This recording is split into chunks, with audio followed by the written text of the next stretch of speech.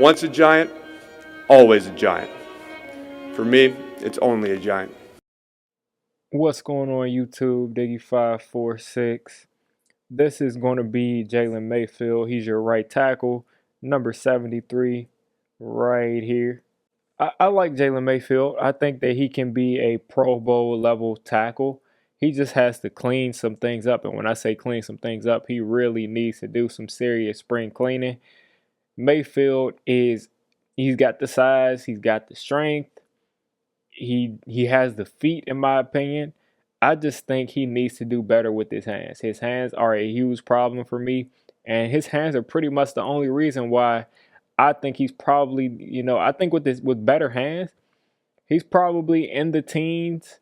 Uh Maybe, probably just in the teens. This is a good class in other positions, so he's probably in the teens of this draft. But he's got to fix his hands. But this is just to show off a couple of nice things that he did right here. 73, again, I circled him. He's going to, in this pass blocking rep, he's going to see that he has no work. So he's going to find some work, and he's going to lay my man out.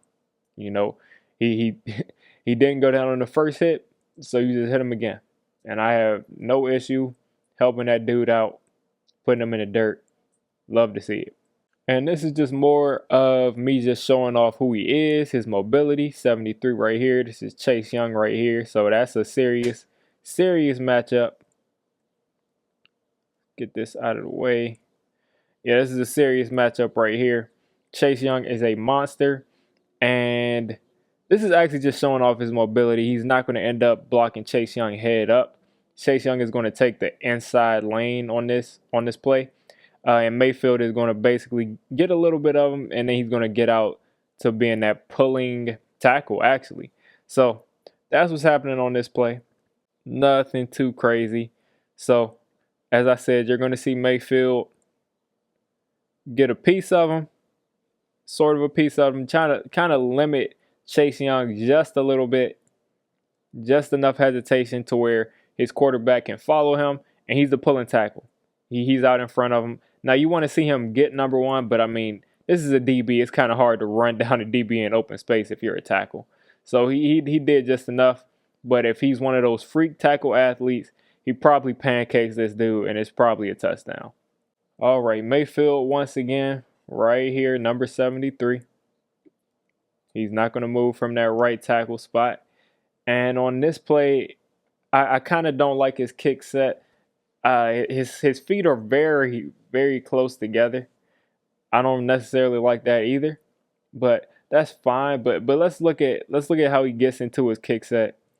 He's gonna drop, and he doesn't really get enough depth right here for me. This first step is kind of a wasted step. And if his feet were further apart, I think that he would have been able to do a better job getting out this wide, and he can take those kind of tiny steps. But since his feet are so close together, and he's lined up this far inside, I mean, he's got my man basically in a wide 9 technique outside of him.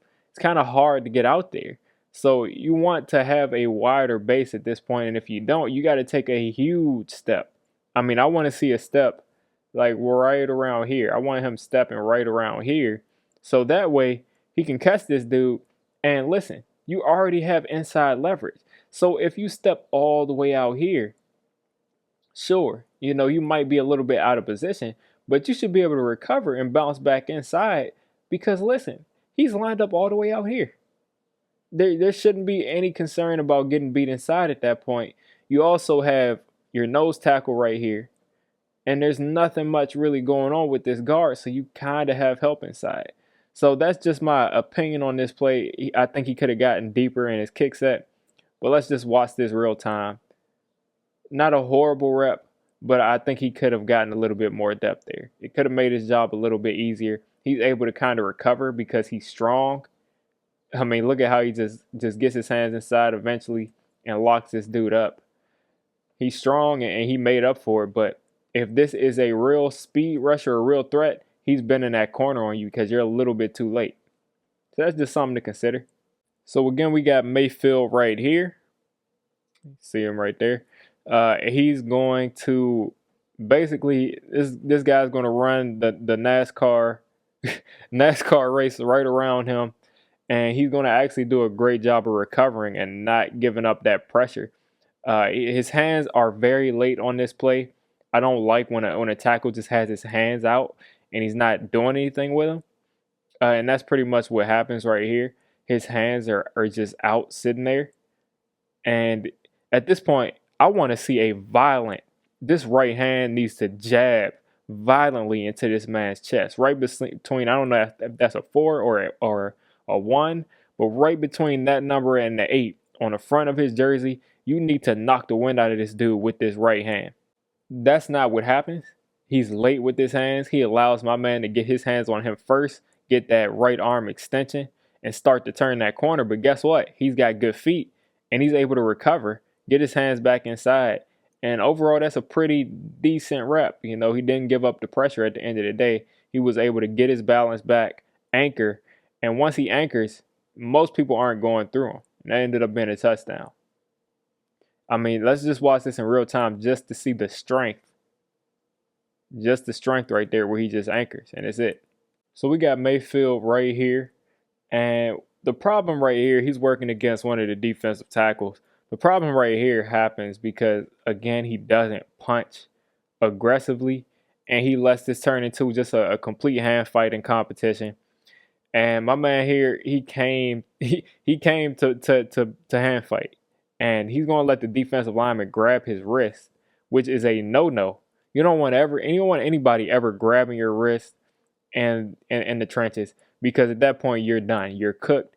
You are finished. So he's going to draw back again. A pretty shallow kick set, but there's no reason to give up any ground. So that's fine. And again, he goes for the punch, and my man immediately swats his arm out of the way. And he doesn't really have the bend because he's a big dude. But once someone is grabbing your wrist like that, they can do whatever they want. And you're gonna just watch this in real time. Just watch what happens. When they get your wrist, that's curtains. So that's a pressure he gave up. I'll count that down as a pressure. But overall, he was able to hold him off for long enough to be able to let this play develop.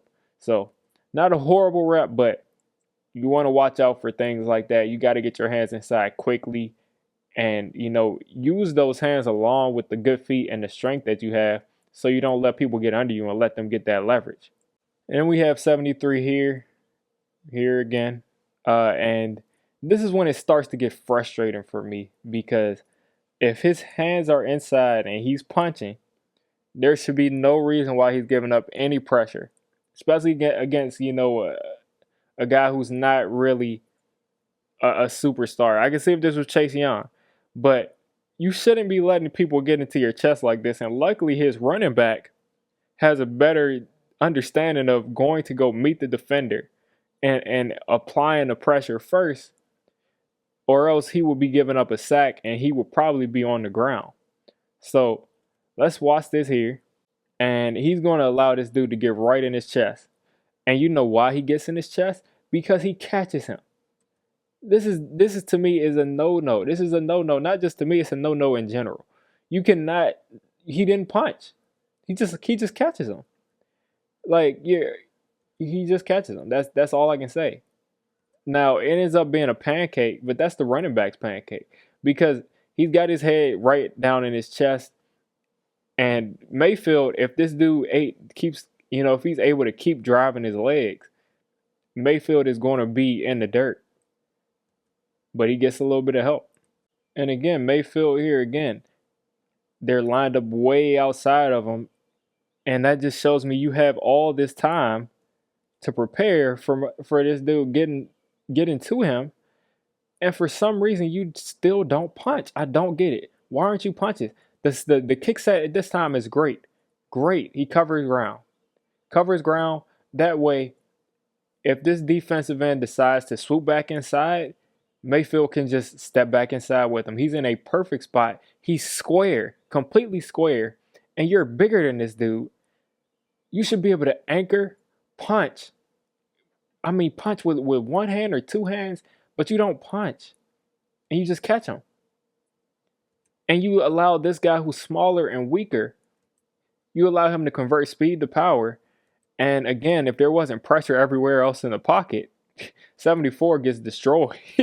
Look at 74. 74 just got just completely destroyed. Chase Young is wreaking havoc. So if this pocket didn't completely collapse, he would be giving up a sack there.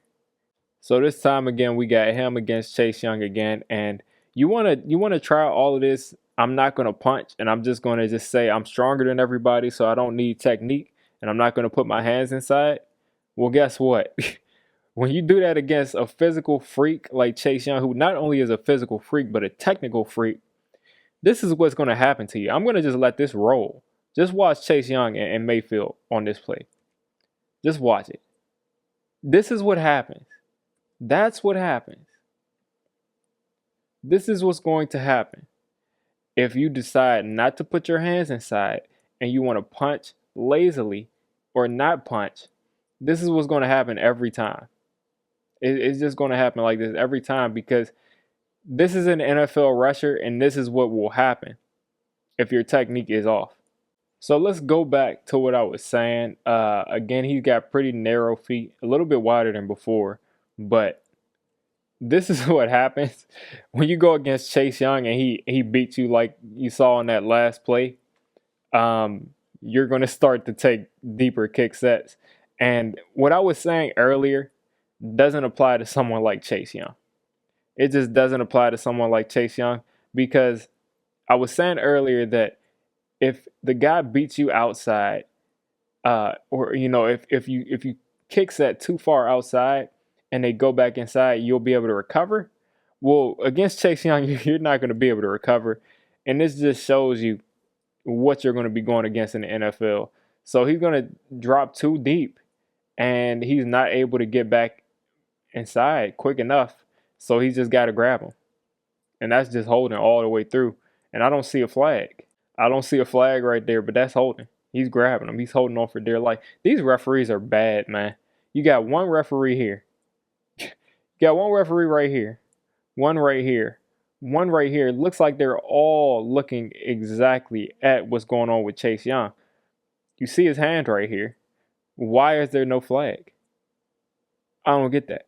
I don't get that. But he ended up having to hold Chase Young. And this is just what's going to happen.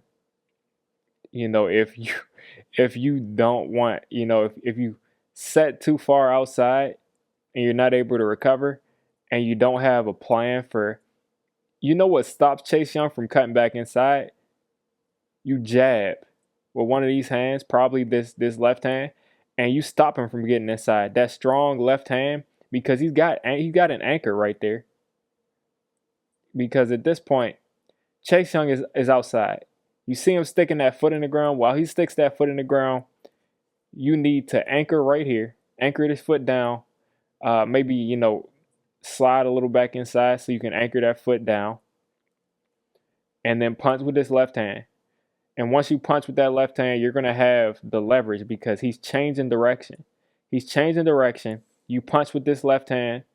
And, you get that left hand right there on the two. And that slows down. You're probably not going to completely stop him, but it slows down this inside move. That way you're not having to grab and hug like Floyd Mayweather. So let's just watch it one more time in real time just to see what goes wrong. Back inside, hold, and they let that end up being a touchdown. Unbelievable. So my final thoughts on Jalen Mayfield. I like him a lot as a prospect. I think he needs some really good coaching. I think he needs some good coaching that can allow him to be better with his hands, allow him to be able to recover a little bit better because he's got good feet. He just got to figure out some things with his kick set about how deep he wants to drop, about how many steps he's taking. Sometimes there's some wasted motion in his set. So there's a lot of things he needs to work on technical-wise. Mind you, these games are from 2019. I'm not really aware if he played 2020 or not. Really not. But this is the only all-22 I have. And from what I'm seeing in this 2019 tape, he needs to work on some technical things.